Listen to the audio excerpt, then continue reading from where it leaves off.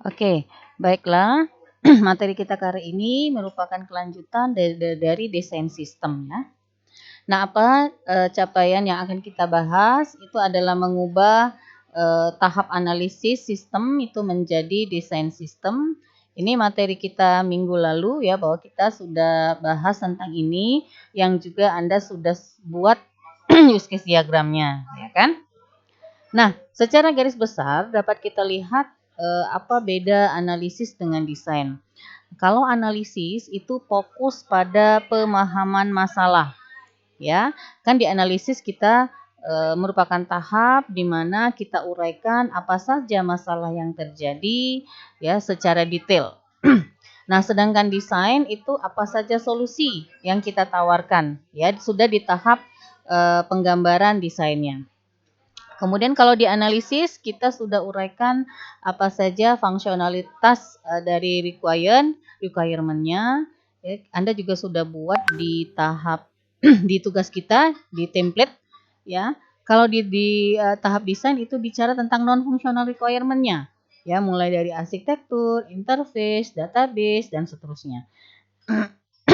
Nah, kemudian kalau di tahap analisis kita masih memodelkan yang small, yang kecil, sedangkan di desain kita sudah large ya, large model, sudah mendekati coding ya, karena kita sudah menggambarkan tahap atau menggambarkan apa yang akan kita kerjakan selanjutnya. Dari beberapa poin perbedaan ini, maka dapat dirumuskan bahwa analisis itu ada merumuskan kebutuhan, sedangkan desain itu merancang sistem berdasarkan hasil dari analisis, ya, yang nantinya diharapkan menghasilkan blueprint, atau cetak biru. Nah, apa saja tahapan-tahapan dari design activities? Itu mulai dari design and integrate the network, kemudian design the application architecture and software, ya, design user interfaces, kemudian design the system interfaces, design and integrate the database, ya, prototype for design detail, design and integrated the system control. Ini semua nanti akan saya jelaskan berikutnya. Nah, yang akan kita bahas ya untuk pertemuan atau video kali ini itu mengenai desain arsitektur aplikasi termasuk desain jaringan. Ya, video berikutnya kita akan bahas tentang desain interface atau antarmuka dan desain database. Nah, yang berikutnya itu adalah bagaimana kita menentukan, ini sudah masuk ke dalam desain arsitektur ya, bagaimana menentukan arsitektur dari sistem atau aplikasi dari jaringan. Yang pertama yang perlu kita perhatikan itu adalah kita lihat apa saja kebutuhan fungsional dan non-fungsional yang sudah dianalisis, yang sudah ada di tahap analisis. Kan di template tugas Anda sudah menguraikan apa saja prosedur kerja dari sistem yang akan kita buat, ya, mulai dari aktornya, kegiatannya apa-apa saja, atau kebutuhannya apa-apa saja, sudah kita uraikan di kebutuhan fungsional. Yang non fungsional juga sudah, mulai dari hardware-nya, mulai dari software-nya, ya. Nah, kita lihat apa saja kebutuhan dari situ. Nah, karena dari situlah kita akan bisa tahu bagaimana arsitektur yang akan kita rancang.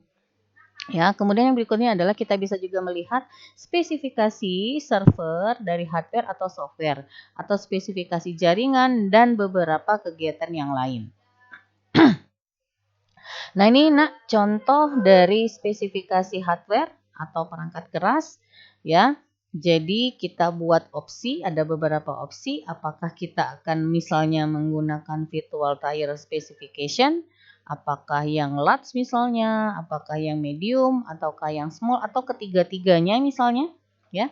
Apakah kita juga akan menggunakan yang physical? Ya, kalau yang physical berarti komputer secara garis besar, CPU-nya spesifikasinya seperti apa, RAM-nya berapa kapasitasnya, disknya apakah internal storage-nya seperti apa, power-nya seperti apa, dan seterusnya. Ini dispesifikasi semuanya, ya, dengan kita menguraikan spesifikasi dari hardware-nya. Nah, yang berikutnya itu adalah menspesifikasi jaringan. Nah, ini contoh dari penguraian dari spesifikasi jaringan. Ya, misalnya adakah branch network access? Kalau tidak ada, tidak usah dibuat. Apakah ada internet akses? Di mana misalnya akses internet itu diperlukan untuk update atau patch web server. Kemudian kabelnya seperti apa? Apakah menggunakan UTP atau KFO? Ya, dicentang saja kalau ada beberapa opsi. Portnya seperti apa? Ya, apakah menggunakan HTTP? Kalau di sini kan dicentang, yang dicentang itu ada dua, di mana port yang digunakan itu adalah menggunakan HTTP dan database yang digunakan itu adalah MySQL database system. Ya. Nah, ini adalah contoh dari desain arsitektur untuk client server, ya, di mana digambarkan ada CPU sebagai servernya dan ada beberapa client device. Contoh di sini ada beberapa monitor, ada beberapa keyboard, ada alat telekomunikasi, ada laptop dan seterusnya. Nah, ini merupakan contoh juga dari desain arsitektur yang tersentralisasi. Ya, artinya ada kegiatan yang terpusat di mana tersentral dalam suatu mainframe. Jadi komputer utamanya itu adalah mainframe atau istilahnya servernya. Ya, kemudian di dalam mainframe ini nanti ada printer sebagai alat bantu untuk mencetak hasil atau mencetak informasi. Kemudian tempat penyimpanan datanya dengan kapasitas penyimpanan data berapa gitu ya, kapasitasnya sebagai arsip data. Kemudian ada beberapa terminal yang akan mengakses dari data dari server. Nah, ini contoh desain arsitektur yang desentralisasi, ya, di mana di sini dibuat dalam beberapa cabang, cabang A, kemudian cabang B, cabang C. Untuk masing-masing cabang ini akan berkomunikasi.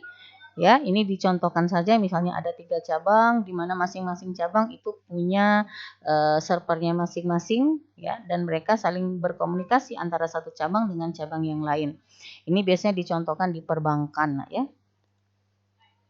Nah, ini contoh proyek untuk desain arsitektur dari Bank BTPN. Ini contohnya, ya, misalnya di sini dibuat enhancement NMS TableNet, ya. Jadi ada beberapa perubahan yang dibuat dari arsitektur mulai dari versi 1 sampai dengan versi final, tanggal perubahannya kapan, ya, siapa yang merubah dan apa yang diubah. Ya, apa yang diubah dari desain yang sudah dibuat sebelumnya.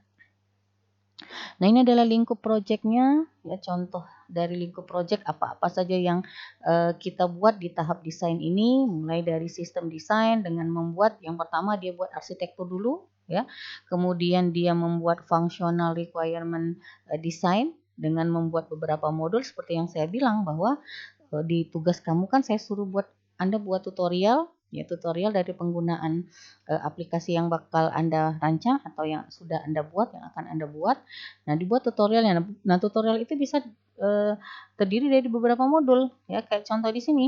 Itu ada modul login, seperti apa cara menggunakannya, modul ACL seperti apa, sampai dengan modul administrator setting. Jadi harus dibuat, nak. Modul-modul inilah yang nantinya berguna untuk menjalankan sistem yang bakal kita gunakan.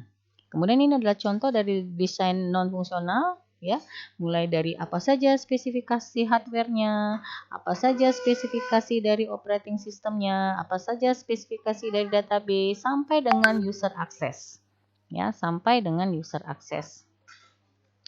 Nah, ini contoh dari desain arsitektur sistem, ya, jadi sistem secara garis besar, ya, di mana dia terhubung dengan server, ya, ada stable net server terhubung dengan embedded URL, juga terhubung dengan stable net client portalnya, kemudian embedded URL-nya juga terhubung nanti dengan dashboard servernya. Nanti dashboardnya akan menghasilkan atau di display, ya, di mana tempat untuk nyimpan datanya menggunakan database server khusus, ya. Ini contoh dari desain arsitektur sistem, ya. Nah, itu saja yang bisa saya jelaskan pada video kita kali ini. Nanti kita lanjutkan ke desain-desain sistem yang lain, ya.